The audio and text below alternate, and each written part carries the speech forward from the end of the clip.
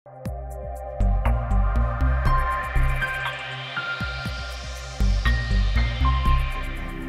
yang baik, terima kasih. Kami bersyukur kepadamu, biar pengurapan dari surga curahkan berlimpah-limpah di kehidupan kami. Biarkan buat kami mengerti, memahami akan apa menjadi kehendak dan kebenaran-Mu bagi kami pagi hari ini. Di dalam nama Tuhan Yesus kami bersyukur dan kami berdoa, haleluya. Amin. Shalom Bapak Ibu Saudara. Saya ingin mengajak kita buka satu firman Tuhan, Ulangan pasal yang ke-29 ayat yang ke-29.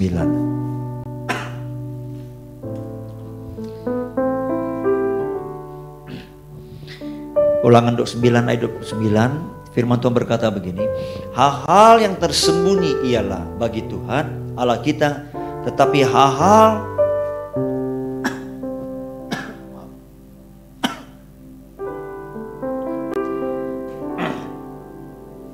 sekali lagi saya baca sama saudara, hal-hal yang tersembunyi ialah bagi Tuhan Allah kita, tetapi hal-hal yang nyatakan ialah bagi kita dan bagi anak-anak kita sampai selama-lamanya, supaya kita melakukan segala perkataan hukum Taurat ini. Saudara, ya saya percaya bahwa dalam kehidupan kita, saudara, penuh dengan pertanyaan, penuh dengan misteri, saudara ya, penuh dengan sesuatu yang mungkin rahasia, yang belum tersingkap bagi kita, saudara. Ya, seringkali apapun yang terjadi, seringkali kita bertanya, ya, mengapa? Apalagi kalau itu kehidupan yang penuh dengan pergumulan, persoalan, penderitaan, saudara, tantangan kehidupan, ya kita tidak tahu mengapa itu terjadi. Apalagi itu mungkin musibah yang terus berturut-turut dalam kehidupan kita, kesulitan demi kesulitan yang kadang mungkin tidak kelihatan ada penyelesaian, saudara, seperti itu, saudara. Ya, lalu kebanyakan kita bertanya mengapa, saudara. Ya, lalu kemudian kalau itu berlanjut terus dan tidak ada jawabannya, ya ada yang mungkin bisa lama-kelamaan bisa mulai menyalahkan Tuhan. Ya, mungkin orang seperti itu sudah berusaha melakukan apa yang Tuhan suruh, apa yang Tuhan perintahkan, saudara. Dia berkata, aku sudah hidup dalam kebenaran, aku sudah coba berusaha melakukan, ya apa yang Tuhan suruh saya lakukan seperti itu, sesuai dengan firman, sesuai dengan kebenaran Tuhan, ya. Dan ketika berlanjut dengan waktu, mungkin kelihatannya persoalan itu bukannya selesai, tapi makin bertambah parah, bertambah buruk keadaan situasi yang dihadapi, saudara. Ya, dan mungkin juga ada orang yang akan berespon, ya udahlah, nggak usah Tuhan-Tuhanan lagi seperti itu, saudara. Ya, kira-kira mengapa Tuhan seringkali, bukan seringkali ya, terkadang mengizinkan itu terjadi dalam kehidupan, ya, setiap pribadi kita, saudara. Kita sudah berusaha lakukan hidup dalam benar, ya, berusaha melakukan apa yang Tuhan suruh kita lakukan, saudara. Tapi kok sepertinya hal-hal yang buruk, hal-hal yang tidak baik itu terjadi. Kita salah diresponi orang, ya. Saya percaya, saudara, ya, mengapa Tuhan izinkan terjadi, saudara? Ya, jawabannya tidak ada yang tahu, saudara. Tidak ada yang tahu persis seperti apa, saudara. Tapi kalau saudara bisa mengubah fokus pandangan kita, ya, daripada kita fokus kepada hal yang kita tidak tahu, lebih baik kita harus saya katakan kita fokus kepada hal yang kita tahu. Sama seperti firman Tuhan yang kita baca ini, saudara. Hal-hal yang tersembunyi itu bagi Allah, itu rahasianya Allah, misterinya Allah. Tapi hal-hal yang disingkapkan bagi kita adalah untuk kita, untuk anak cucu kita, saudara. Supaya apa? Supaya kita melakukan apa yang Tuhan suruh. Jadi artinya apa? Apa yang kita tahu, apa yang Tuhan bukakan bagi kita, biarkan itulah kita lakukan, saudara. Kalau firman Tuhan berkata begini, kalau ada orang mungkin menderita, Tuhan berkata apa? Bayar ia berdoa. Nah, kalau kita mengalami kesukaran seperti itu, yang tidak kita mengerti, ya, penyebabnya dari apa, kenapa seperti itu, saudara. Ya lebih baik kita berdoa, kata firman Tuhan, saudara. Ya, jadi ada banyak hal yang mungkin masih menjadi misteri bagi Allah, saudara. Sampai mungkin nanti kita pulang kembali pun, ya, nanti ada banyak misteri. Kecuali nanti kita sudah sampai di surga, kita ketemu Tuhan, atau akan singkapkan semuanya. Kenapa itu terjadi, saudara? Nah, saudara, ada satu peristiwa yang dicatat di 1 Samuel pasal ke-4 saudara ya. Satu peristiwa yang sangat unik sekali saudara. Ya, dikatakan begini saudara.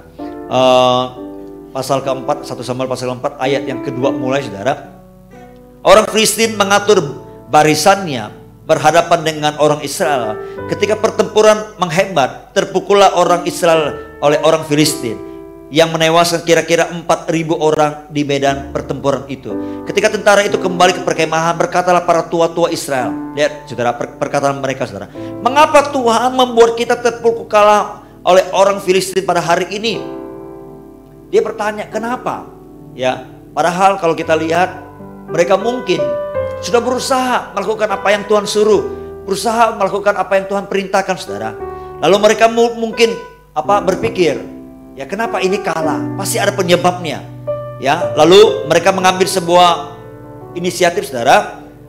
Ya, dikatakan ayat selanjutnya, marilah kita mengambil dari Silo tabut perjanjian Tuhan, supaya ia datang ke tengah-tengah kita dan melepaskan kita dari tangan musuh kita. Ternyata mereka berpikir, selama ini tabut itu ada di tempat yang lain. Tabut ini lambang daripada hadirat Allah saudara. Kita tahu di mana hadirat Allah ada, seringkali orang Israel pasti akan mengalami kemenangan. Ya, siapapun musuhnya sebesar apapun, kalau Tuhan menyertai mereka, kalau Tuhan bersama dengan mereka, maka musuh-musuh mereka akan gampang dikalahkan, ditaklukkan saudara. Bukan karena mereka hebat, tapi karena Tuhan ada bersama dengan mereka, dan Tuhan yang berperang gantikan mereka saudara. Nah, mereka ketika berperang melawan orang Filistin, mereka mengalami kekalahan yang begitu luar biasa. Dikatakan 4.000 orang ya itu mati, tewas ya di tangan musuh mereka.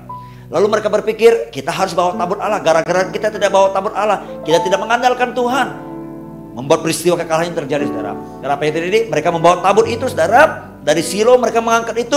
Alkitab mencatat saudara ya, kita lompat saudara supaya lebih cepat saudara. Ya. Pasal yang kelima, ya, ayat pertama saudara. Nah, tadi pasal keempat kalau saudara baca terus itu ketika mereka bawa tabut Allah, ternyata sekalipun tabut Allah ada di tengah-tengah mereka ketika berperang melawan orang Filistin, tetap orang-orang Israel itu dikalahkan oleh Filistin. Tak lebih parahnya lagi, tabut Allah itu dikatakan itu ditawan, dibawa pulang oleh musuh saudara. Ayat 1 berkata begini pasal kelima.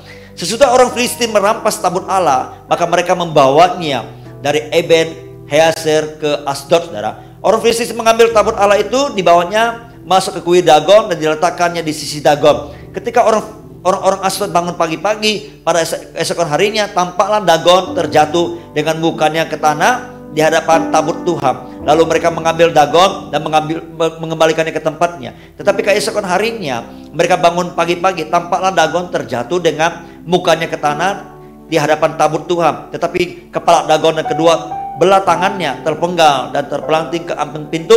Hanya badan Dagon itu yang masih tinggal. Itulah sebabnya para imam Dagon dan semua orang yang masuk ke dalam kuil Dagon tidak menginjak ambang pintu rumah Dagon yang di Asdod sampai hari ini. Tangan Tuhan menekan orang-orang Asdod itu dengan berat, dan ia membingungkan mereka. Ia menghajar mereka dengan borok-borok baik Asdod maupun daerahnya. Sudah lihat, ketika orang-orang Israel berusaha mengandalkan Tuhan, membawa tabut Allah ke medan tempur, tapi diizinkan kalah. Sesuatu yang sangat aneh, belum pernah terjadi. Kalau ada tabut Allah mereka bawa. Sebab kenapa? Kalau saudara baca di pasal keempat tadi saudara, begitu mereka bawa tabut Allah setelah mereka mengalami kekalahan, ya, mereka bawa tabut Allah ke medan tempur, mereka berteriak, mereka berpekik saudara seperti itu tentara Filistin musuh mereka itu begitu ketakutan saudara. Mereka berkata, ini tidak lain daripada Allahnya Israel. Tapi apa ini saudara? Tuhan izinkan sebuah peristiwa yang seringkali tidak bisa diterima dengan akal pikiran. Tuhan izinkan kekalahan. Tapi ketika kekalahan itu terjadi, lalu tabut Allah itu ditawan, dibawa, apa ini saudara? Justru disitulah ya, Tuhan berkarya, Tuhan bekerja. Dia buat sesembahannya orang Asdod, orang Filistin itu jatuh, kepalanya putus, tangannya putus seperti saudara. Lalu mereka begitu mengalami ketakutan sebab Tuhan membuat mereka itu jadi bingung saudara. Tuhan menghajar mereka dengan borok-borok yang luar biasa ya. Dikatakan baik orang-orangnya maupun seluruh daerahnya, saudara. Kadang dalam kehidupan kita juga seperti itu, saudara ya. Kita coba berusaha berdoa. Kok sepertinya lebih parah. Tapi saudara harus tahu, ya, apapun itu, saudara, Alkitab mengajar kita. Ketika tabur itu di tengah-tengah musuh, justru sana Tuhan bekerja, saudara. Apa yang harus kita cermati, saudara? Yang harus kita cermati adalah jangan kehilangan kepercayaan kita kepada Tuhan. Apapun kondisi kita, jangan kehilangan iman kita kepada Tuhan. Kepercayaan kita kepada Tuhan, saudara. Ya. Lalu apa yang harus kita lakukan, saudara? Mungkin kita sudah berdoa.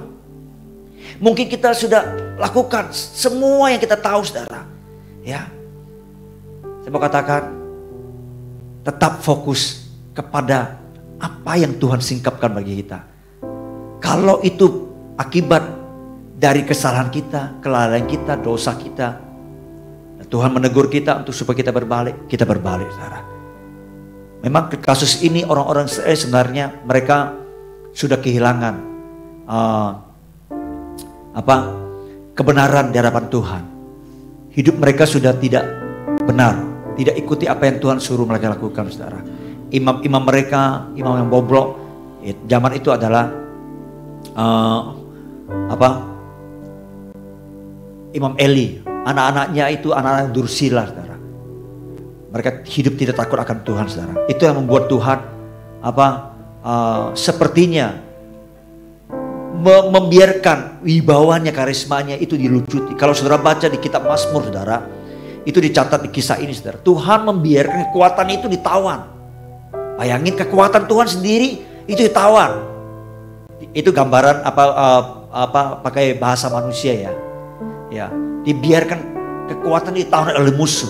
Kita tahu tidak ada satupun kekuatan apapun yang bisa menawan kekuatan Tuhan, saudara. Ya. Tapi Tuhan menggambarkan kekuatannya pada waktu itu ditawan, dibiarkan, saudara. Karena Tuhan itu membiarkan itu terjadi supaya kita belajar meresponi Tuhan, berbalik kepada Tuhan. Tapi kalau mungkin kita sudah berusaha melakukan, kita sudah tahu bahwa hidup kita nggak ada yang salah, nggak ada yang sesuatu yang lalai kita lakukan, ya. Tapi kok terjadi hal yang buruk, ya.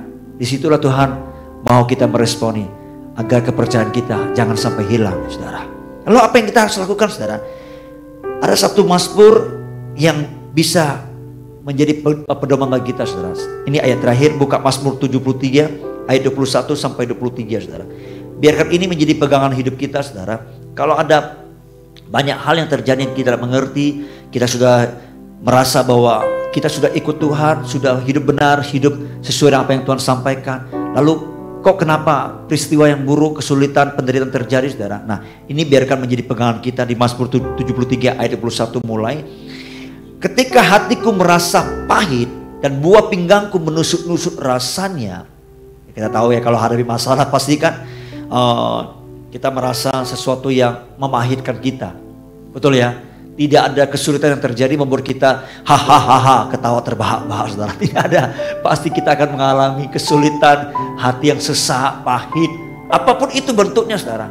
Pasti kita akan mengalami hal-hal yang tidak enak, saudara. Dikatakan ketika hatiku merasa pahit dan buah pinggangku menusuk-nusuk rasanya, ya, aku dungu dan tidak mengerti seperti hewan aku di dekatmu.